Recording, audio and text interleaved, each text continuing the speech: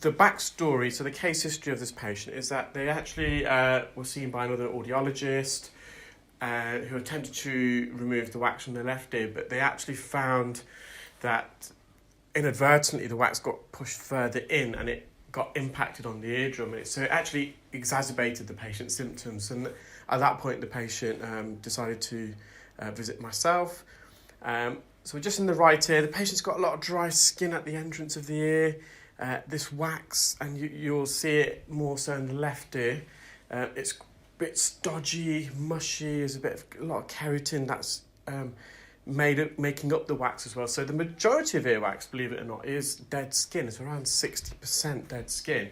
And the other 40% of earwax, it consists of sebum, which is the oily, fatty secretion that is also found on our scalp, and an oily sweat, the same sweat found under our armpits. That's if you do have that particular gland. So that particular gland that produces a fatty sweat, an oily sweat under your armpits and in your ears, is dependent upon a specific gene mutation. If you have this specific gene mutation, you do have that, and that mutation generally gives you more of a wetter, a mushier type of wax, just like in this patient. And so the oily sweat, if you have that, and the sebum, so the fatty oily substance also secreted on our scalp, combines with dead skin, and that is the ingredients list, the cocktail that makes earwax. I will say in this patient, they've got a bit of a higher concentration of dead skin, just because of this kind of almost eczema they've got at the entrance of the ear. And this dead skin dies, it sheds, and it doesn't migrate, it wilts, and it combines with this wax. And it can be difficult to remove, and you'll see it on the left side more. And I've managed to almost remove this in a single plug. Quite often we put some drops in here, and the drops, what it does, it binds it together, so it doesn't block up the suction probe, it doesn't break up in little pieces. But I managed to remove this without using any drops, but the left side, the second ear, is a different story completely. And even at this stage, the patient's symptoms are alleviated. You can see the eardrum in the distance, the sound can travel through. But I'm just trying to peel a bit of dead skin away if possible. I think there's a lot of viewers enjoy watching every little last speck of wax being removed, and it's not always necessary to do that. In fact, it's something that I advocate against when we train our clear wax delegates. Sometimes less is more, and by trying to remove every little last speck, you're potentially going to cause trauma, injury to the patient. You could remember when we use suction, it's quite noisy, and excessive loud noise can lead to a temporary or permanent threshold shift in your hearing. It can also cause and lead tinnitus. So tinnitus is it could be any type of sound, but most commonly it's a ringing or buzzing noise that originates within the ear or inside the head. So it's not an external sound. It's the origin is within the ear or the head. The best example for that is getting a bit too old for it now myself, but if you go to a noisy bar or club and with loud music, and when you exit that arena, your ears can ring a bit for typically up to 48 hours. So yeah, excessive loud noise can lead to either temporary or permanent tinnitus. It can exacerbate your symptoms. If you have got tinnitus already, it can make it worse. So here I'm using a fine end suction process, a lot quieter. And we're on the cartilaginous portion, so the risks are far less here. And because this patient has got a bit of otitis externa, that's my clinical reason to try and remove this, if possible, as much as I can. Otherwise, the skin has got potential of wilting away and causing a bit of infection in the ear. But when we train our clear wax delegates, it's one of the things I do stress, less is more. Try not to over-clean the ear, because in your early days at least, you can cause more problems than is required, and so you're setting out to help the patient, but the patient can be leaving with more symptoms, so you've got to be really, really careful. So again, we're just on the cartilaginous portion. So the cartilaginous portion is the outer third It's semi-flexible, semi-sensitive. It's a region of the ear where we can apply some pressure. It's in 2/3 of the ear canal. It's the bony part, so it's a lot more sensitive. Again, when we're training our clear wax delegates, I always make reference to that game Operation where the buzzer goes off if you make contact when you're trying to remove the plastic femur or tibia from the body, if you make contact with the side walls. Again, just seeing if this peels. Now this skin, it's not going to peel all the way. It's not ready to be, it's not quite shedded yet, but I managed to peel a slither there. The patient's eardrums in the distance, nice and healthy. You've got a light reflex there. And we're going to come on to the left ear shortly. And this is the problematic here. In fact, the patient themselves didn't notice that their right ear was blocked. It was only after I removed the blockage in their left ear that they became aware of the blockage in the right. So that's because the left ear was far more substantial.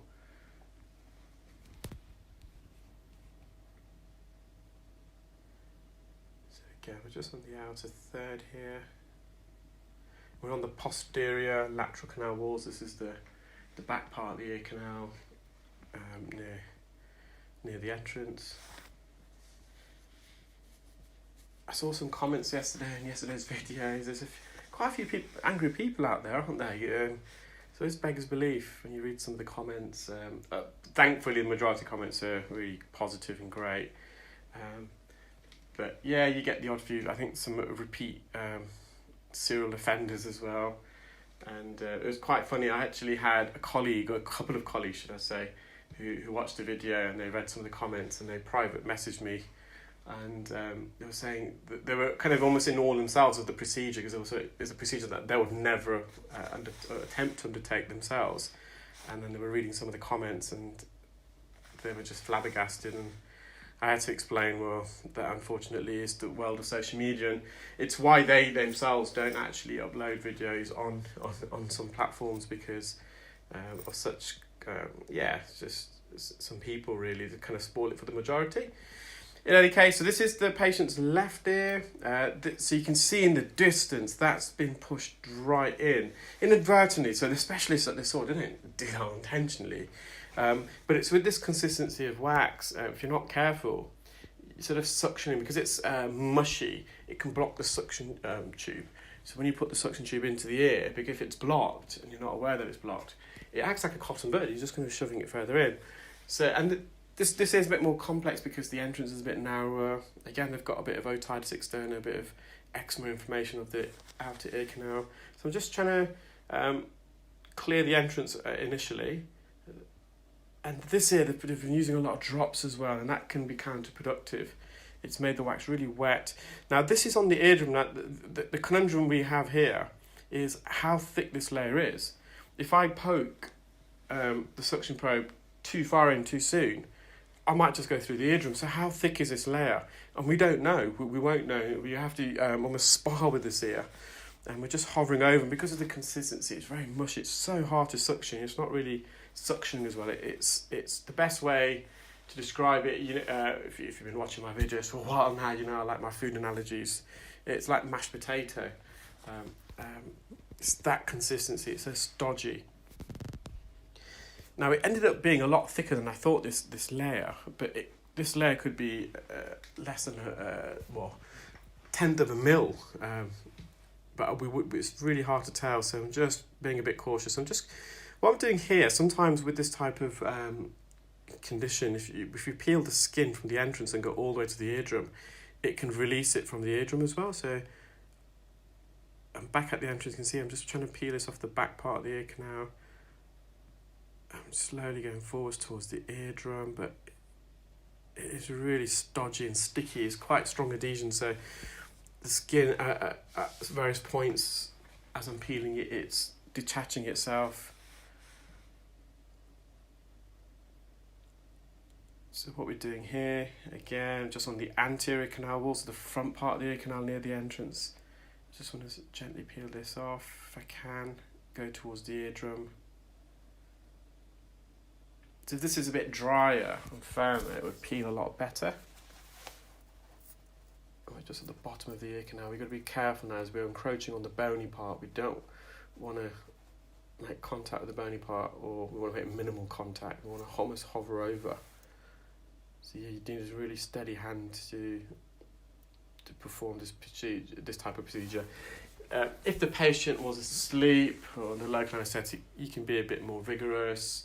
The patient's not going to feel any pain. You may traumatise their ear afterwards, but they're not going to feel that as such, and they're not going to flinch and move during the procedure. So the last thing we want. So the average diameter of the ear canal, the height, it varies along different points of the ear canal. So the entrance and near the eardrum are the widest, broadest part of the ear canal. And this is going on averages. So the average width of the entrance of the ear can range between, I would say, 7 to 9 millimetres, and the height, so the ear's almost like an oval shape, like American football or rugby ball in the UK. The height is greater than the width. And at the entrance, it could be 8 mil to a centimetres in height. Then at the second bend juncture, so about a centimetre into the ear narrows, and we call narrowings isthmuses, and that region, the ear canal can narrow. The width can range between, say, 5 and 7 millimetres, and the height between, I'd say, 6 and 8 maybe. Beyond that, then we're on the bony part of the ear does widen, and it narrows again about 0.5 centimetre away from the eardrum. Again, we call that an isthmus, and then it protrudes back outwards. So the eardrum, the diameter, the height and width is very similar to the entrance, so up to a centimetre in height, so between 8 mil and 10 mil in height, and the width is between around 7 and 9 millimetres wide. So I've just put some drops in. I've put some sodium bicarbonate drops here. It generally works a bit better with this type of, as I said, it's a lot of keratin. And again, I'm just hovering over the ear canal, over this impaction, because I just don't know how thick it is. If I embed the suction probe in too quick, too soon, I'm going to go through the patient's eardrum. So these are I wouldn't say, so I enjoy removing all types of earwax, but maybe it's not about enjoying it. These are probably the most challenging cases I find because of the consistency. It really does get the adrenaline pumping when you've got this type of wax smothered all over the eardrum. And for me, even if I can just remove half of this debris, the patient can hear, I'll be quite content. Over time, this should naturally migrate off the ear. It's just because it's been impacted, the patient's symptoms have been really exacerbated. But the skin that lines the eardrum and the ear canal, it naturally migrates. We call it the epithelial migration.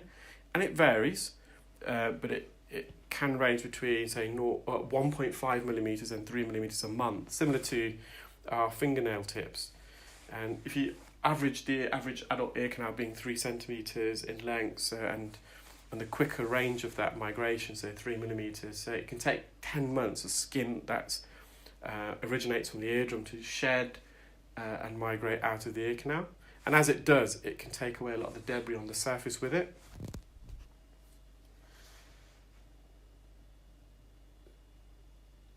So again, I'm just trying to peel a bit more from the sides, hoping this goes towards the eardrum, but it never. So I think I'm going to put some more drops again, and we'll just have to trying to get this off the eardrum now. So the tactic of trying to peel the skin towards the eardrum so this comes off with it hasn't worked. Now we know this bit's a bit denser, you can tell by the texture, so it's a bit to the right of the suction probe, that's the flatter bit, and here the surface protrudes outwards a bit more, so we know this is a bit of a thicker layer, so I'm just putting a bit more pressure here.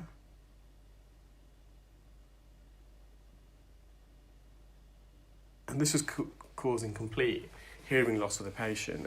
They weren't able to hear a thing from this side. So just put some more drops in. And again, we're using sodium bicarbonate drops. I'm a big fan of olive oil drops for the majority of the time. But when you've got a higher consistency of keratin dead skin in the impaction, I find that sodium bicarbonate works better. The one thing I would stay away from and advise against, and I think this is what the patient used initially, it was hydrogen peroxide drops. Now, you may have seen that there's a little hole there to the right. That the patient commented straight away they could hear a lot better. And also, you can see the top part of the hammer bone there, just at the top. So there's 2 gaps now. And believe it or not, even that had massively improved the patient's symptoms, considering how bad they were when they first came in. But that's now helped me, because creating that little opening has now shown me the depth, how thick this layer of dead keratin and wax is on the drum. It's given me some context. So you can see it's quite a thick layer. It's about, say, 3 or 4 mil, well, probably slightly less than that, 2 or 3 mil. And now I've got a good suction grip, and we're just removing this completely off the eardrum. You can see it's got trapped at the entrance because it's quite narrow. So that's quite a fair chunk off the drum. So their symptoms are completely alleviated. I'm just going to mop up as much as possible. Now, again, some people, I'm sure, are going to write some comments, and, well, it's up to them, but they're not going to like the fact that there's going to be a bit of staining around the edge. And again, we're not trying to cause any pain for the patient. That's my priority. I'm going to hover over as much of this wet. It's more staining, this wax. They've been using drops for so long. Another analogy, again, going to food, you're having your Sunday roast, and you finished all your Yorkshire puddings and your roast chicken and all your vegetables and your roasties, and the gravy is just coating the dish. And similarly, this stodgy wax skin that's been oiled, and it's just staining the ear canal. And it can be really, really hard to remove because it is sticky, this as well. It's stodgy. And again, we don't want to graze the canal. I'm going to try to put a video, maybe tomorrow, if not end next week, of a video actually I did graze the ear canal accidentally using forceps, the tip of them, because they're quite a sharp tip. And I was trying to detach some skin off the canal wall. And I was, first of all, trying to lift the skin away as much as possible so I can get the jaws in safely. But unfortunately, it wasn't far enough away, and the distal end of the forceps just grazed it very, very slightly. Now, the patient themselves weren't aware, but there was a bit of bleeding. Obviously, I did tell them what happened, and I showed it to them as well, and it clotted straight away. And it was not going to cause them any issues per se, but again, I'd rather not have done that. So I'm just using the fine end suction gauge here. Just right at the roof. This is right on the top part of the ear canal. To get the angle here, I'm kind of, my head slightly tilted almost underneath the ear, looking upwards, and the endoscope itself, so which I hold in my non-dominant hand, I've rotated it upwards to get that view at the top. So I'm just mopping up near the entrance.